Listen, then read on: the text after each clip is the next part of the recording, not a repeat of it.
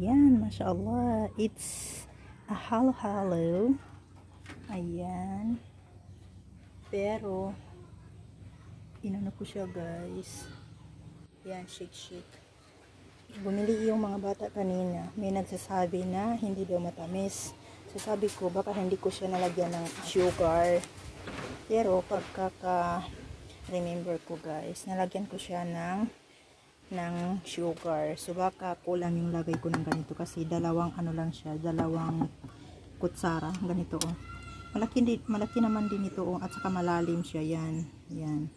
Dalawang ganyan. So baka hindi nila nalalasaan yung gatas niya.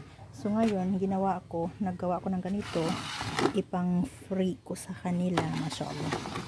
Ipang free ko doon sa mga bahay ng mga bata. Then yung sugar niya, 3 kutsara na maliit, yung ganyan sa loob, yung nilagay ko. Then 3 kutsara din na ganyan, yung gatas niya, milk. Tapos nilagyan ko siya ng ganyan, yung powder na ubi.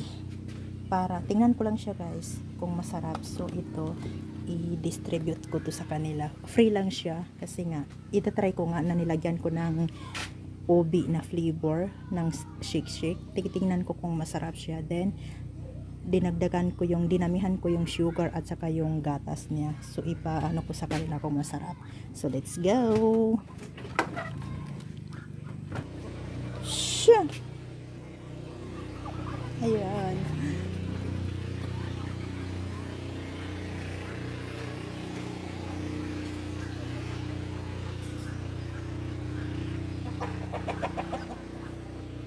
Ayan, so let's go.